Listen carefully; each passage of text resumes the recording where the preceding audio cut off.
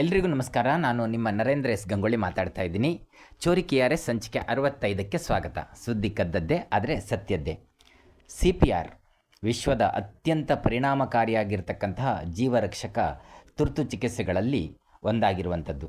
ಬಹುಶಃ ಇದ್ರ ಬಗ್ಗೆ ಹೆಚ್ಚಿನ ಮಾಹಿತಿಯನ್ನು ನಾನು ನಿಮಗೆ ಕೊಡಬೇಕಾಗಿಲ್ಲ ಅಂತ ಅಂದ್ಕೊಳ್ತೀನಿ. ಎನಿವೆ, ಇತ್ತೀಚೆಗೆ ಮಧ್ಯಪ್ರದೇಶದಲ್ಲಿ ನಡೆದಂಥ ಒಂದು ಘಟನೆ ಈಗ ದೇಶಾದ್ಯಂತ ದೊಡ್ಡ ಚರ್ಚೆ ಆಗ್ತಾ ಇದೆ. ಯಾಕೆಂತಂದರೆ CPR ಕೊಡೋ ಉದ್ದೇಶನೇ ಒಬ್ಬರ ಜೀವವನ್ನು ಉಳಿಸ್ಬೇಕನ್ನುವಂಥದ್ದು. ಆದರೆ ಆ ಜೀವ ಉಳಿಸಬೇಕಂತ ಮಾಡಿದಂತಹ ಒಂದು ಸಹಾಯವೇ ಆ ಮಹಿಳೆಯ 2 ಪಕ್ಕೆಲುಬುಗಳನ್ನು ಮುರಿಯಲು ಕಾರಣ ಆಯಿತು ಅಂತ ಸುದ್ದಿ. ಹೌದು, ಈ ಘಟನೆ ನಡೆದಿದ್ದು ಮಧ್ಯಪ್ರದೇಶದ ಮೊರೆನಾ ಜಿಲ್ಲೆಯ ಕೈಲಾರಸ್ ಪ್ರದೇಶದಲ್ಲಿ.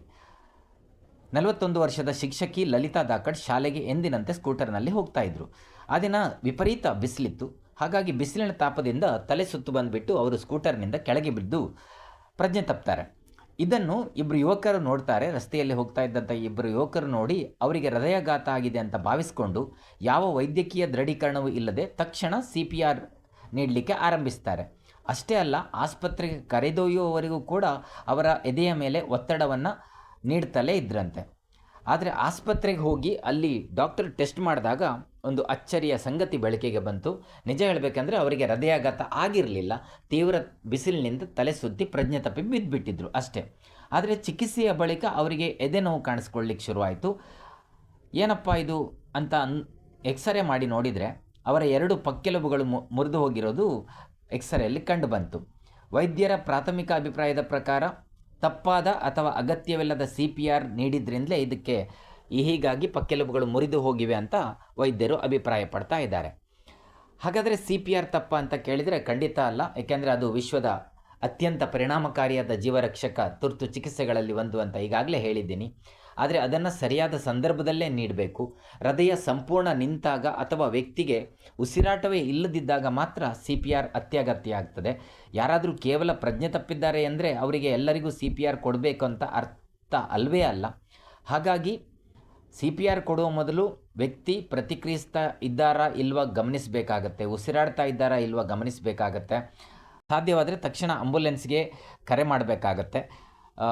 ಹೃದಯ ನಿಂತಿದೆ ಅಂತ ಅನುಮಾನ ಆದಾಗ ಮಾತ್ರ ತರಬೇತಿ ಪಡೆದವರು ಅಥವಾ ತುರ್ತು ಮಾರ್ಗದರ್ಶನದೊಂದಿಗೆ ಸರಿಯಾದ ರೀತಿಯಲ್ಲಿ CPRನ್ನು ಆರಂಭಿಸಬೇಕಾಗತ್ತೆ. ಅರೆಬರೆ ಜ್ಞಾನ ಅನ್ನುವಂಥದ್ದು ಅಪಾಯಕಾರಿಯಾಗಿ ಪರಿಣಮಿಸ್ಬೋದು ಅಂತ ಅಂದ್ಕೊಳ್ತೀವಿ. ನಿಮಗೆ ಒಂದು ವಿಷಯ ಸ್ಪಷ್ಟಪಡಿಸಬೇಕು. ಕೆಲವೊಮ್ಮೆ ಸರಿಯಾದ CPR ನೀಡಿದರೂ ಕೂಡ ಪಕ್ಕೆಲುಬು ಮುರಿದು ಹೋಗುವ ಸಾಧ್ಯತೆಗಳು ಇಲ್ಲದಿಲ್ಲ. ಯಾಕೆಂದರೆ ಇದು ವೈದ್ಯಕೀಯ ಸಾಹಿತ್ಯದಲ್ಲೇ ದಾಖಲಾದ ವಿಷಯ. ಹಾಗಂತ ಎಲ್ಲ CPR ಕೊಟ್ಟಾಗೆಲ್ಲ ಪಕ್ಕೆಲುಬು ಮುರಿತದೆ ಅಂತ ಅರ್ಥ ಕೂಡ ಅಲ್ಲ ಅನ್ನೋದು ಕೂಡ ನಿಮಗೆ ಗೊತ್ತಿರಬೇಕು. ನಿಜವಾದ ಹೃದಯ ನಿಲುಗಡೆ ಸಂದರ್ಭದಲ್ಲಿ ಜೀವ ಉಳಿಸುವುದೇ ಮೊದಲ ಆದ್ಯತೆ ಆಗಿರೋದ್ರಿಂದ ಪಕ್ಕೆಲುಬು ಮುರಿಯುವ ಸಾಧ್ಯತೆ ಇರೋದ್ರಿಂದ CPR ಕೊಡಬಾರ್ದು ಅಂತೆಲ್ಲ ಅಂದ್ಕೊಳ್ಬಾರ್ದು. ಅಗತ್ಯ ಸಂದರ್ಭಗಳಲ್ಲಿ CPR ಬೇಕೇ ಬೇಕು. ಆದರೆ ಅಗತ್ಯ ಇಲ್ಲದ ವ್ಯಕ್ತಿಗೆ ತಪ್ಪು ವಿಧಾನದಲ್ಲಿ CPR ನೀಡೋದು ಖಂಡಿತ ಹಾನಿಕಾರಕ ಆಗತ್ತೆ ಅನಿಸುತ್ತೆ. ಅಲ್ಲಲ್ಲಿ CPR ನೀಡುವುದು ಹೇಗೆ ಮತ್ತು ಯಾವ ಸಂದರ್ಭದಲ್ಲಿ ಯಾವ ರೀತಿಯಲ್ಲಿ ನೀಡಬೇಕು ಅನ್ನೋದ್ರ ಬಗ್ಗೆ ತರಬೇತಿ ಶಿಬಿರಗಳು ನಡೀತಾ ಇರ್ತವೆ, ಮಾಹಿತಿ ಶಿಬಿರಗಳು ನಡೀತಾ ಇರ್ತವೆ. ಅಲ್ಲಿ ಹೋಗಿ ತಿಳಿದುಕೊಂಡು ಅದನ್ನು ಸರಿಯಾಗಿ ಅರ್ಥೈಸಿಕೊಂಡು ಸರಿಯಾದ ಕ್ರಮಗಳನ್ನು ಕಲಿತುಕೊಂಡು ಅಭ್ಯಾಸಗಳನ್ನು ಮಾಡಿಕೊಂಡು ಆಮೇಲೆ CPR ಕೊಡೋದು ಉತ್ತಮ ಅಂತ ನಾನು ಅಂದ್ಕೊಳ್ತೀನಿ. ಆ ಟೀಚರ್ ಆದಷ್ಟು ಬೇಗ ಗುಣ ಆಗಲಿ ಅಂತ ಅಂದ್ಕೊಳ್ತಾ ಇನ್ನೊಂದು ಇಂಟ್ರೆಸ್ಟಿಂಗ್ ಸುದ್ದಿಯೊಂದಿಗೆ ನಾಳೆ ಸಿಗ್ತೀನಿ. ಎಲ್ರಿಗೂ ಒಳ್ಳೆಯದಾಗಲಿ.